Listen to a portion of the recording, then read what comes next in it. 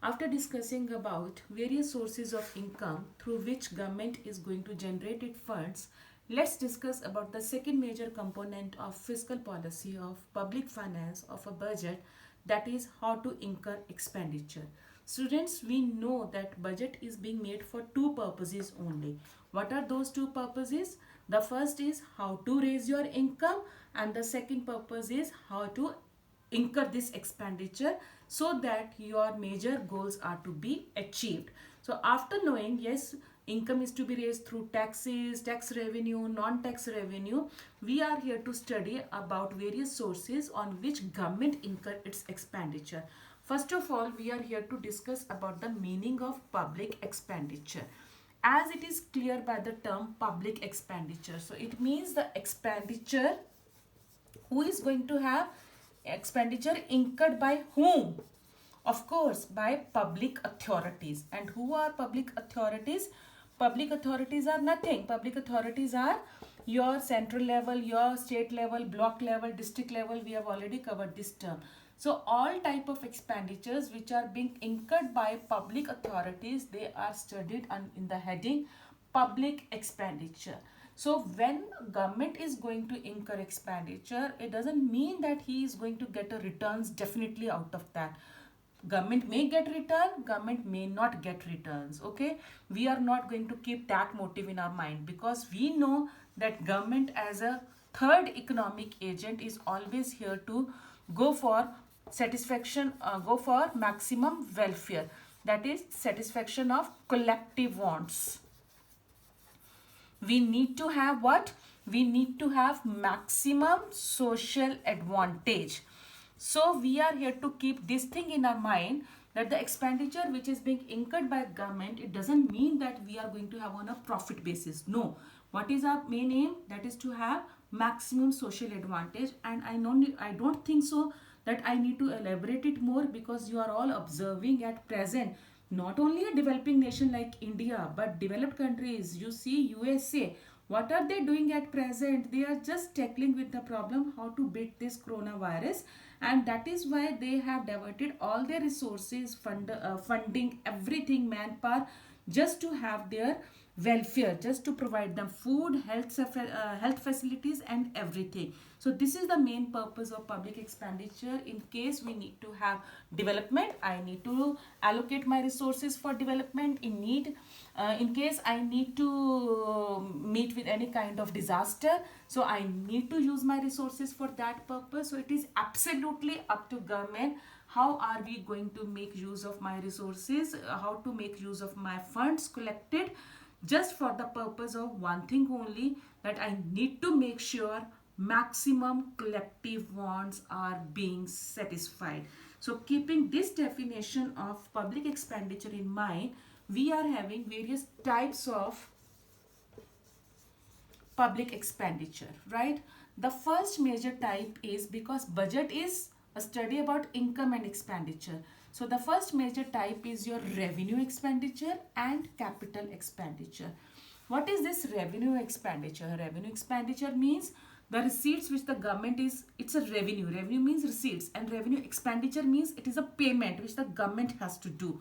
And capital expenditure, you are clear with the meaning of term capital. Capital means through which we are going to have any kind of development, your income generation is there, all man-made resources. But if I am going to study about expenditure part means we are here to discuss about payments, right? Because it is expenditures. Revenue expenditure, in order to know the difference between revenue expenditure and capital expenditure, we are here to discuss with reference to assets and liability. What are these assets and liabilities? I covered liabilities in my previous lecture, that liabilities means these are your responsibilities, and assets means income generating.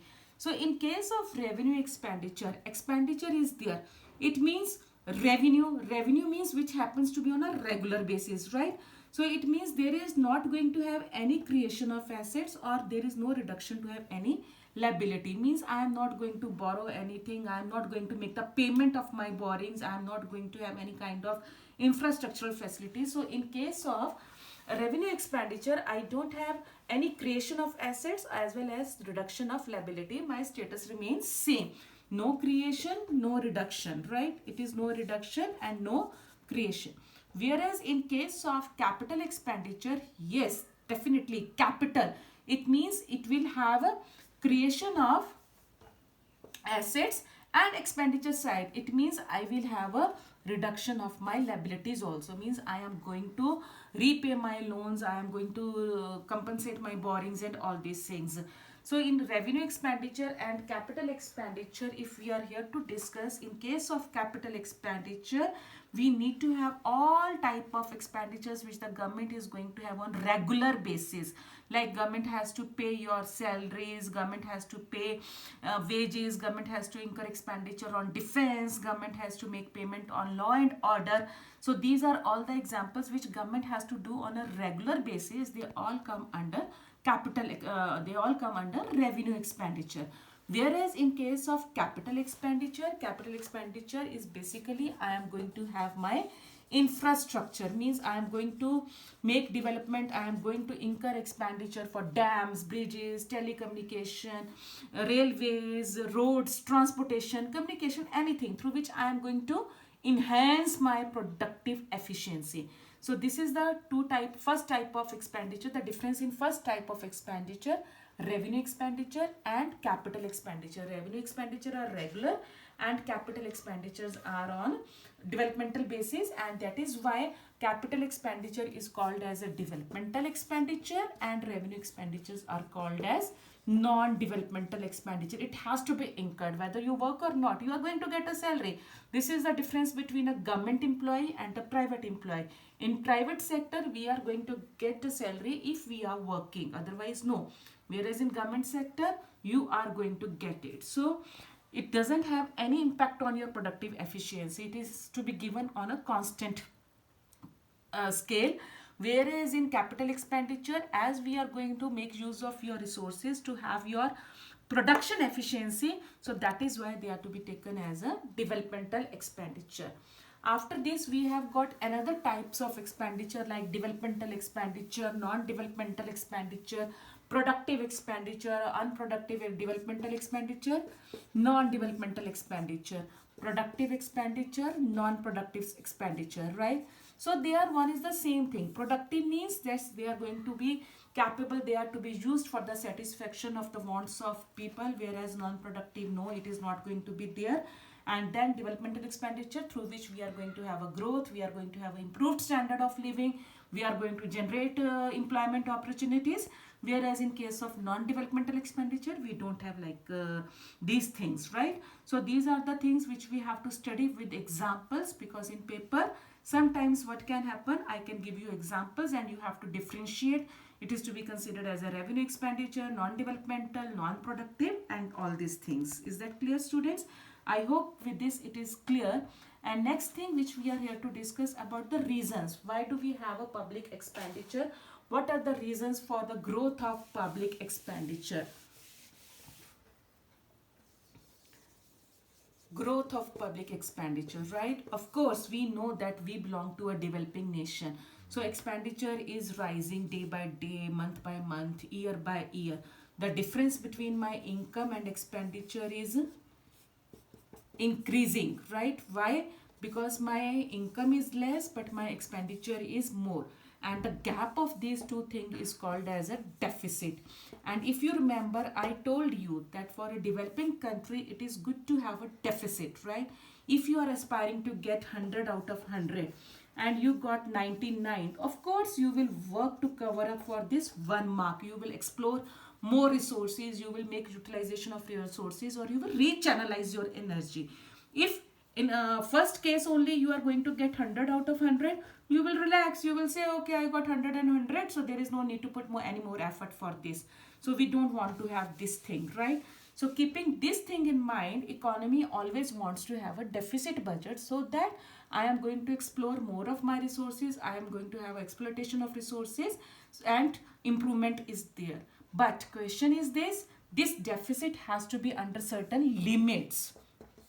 If time comes, I am able to control it. And if goes out of control, it means I need to go for some other sources. So today we are here to discuss that why do I have more of expenditure as compared to my income. You know that government is here to incur its expenditure for welfare purpose, right? Nothing new. So welfare purpose, we have three angles. Of course, I need to have your social upliftment. I need to have कि yes, socially you should be having good facilities, all these things. Old age problem is there, so I should have a old age homes. Pension problem is there, so I am here to give you pension. So social upliftment. That I need to have economic upliftment, right? Economic upliftment means you all should have your employment job in your hand. Nobody should die because of hunger. They should have improved standard of living. You should all be able to enjoy basic amenities of life. So all these comes under the category of government. Government has to make sure of all these things. Last but not the least, it is political. If political stability is there in an economy, only then these two things are possible. If we don't have political stability, today we have one government, tomorrow there is somebody else, third day somebody else is coming, so it's not possible to work on all these things. So in order to make sure that I do have a proper social and economic upliftment, what do I need? I need to have a political stability. So keeping in mind these three motives, social, polito, economic motive, government has to incur expenditure on all these three aspects: social, economic and political. And India being a democratic setup, India being a democratic country, one by one, step to step, India has to incur expenditure for social welfare also, for economic stability also, and political stability also. And as you know, our population is increasing and it is the second largest populated country. So this is the reason that our expenditure is going beyond limits and it's not possible for us to have any control over it. Students, with this we have concluded public expenditure. I will give you a list of questions. Please do them.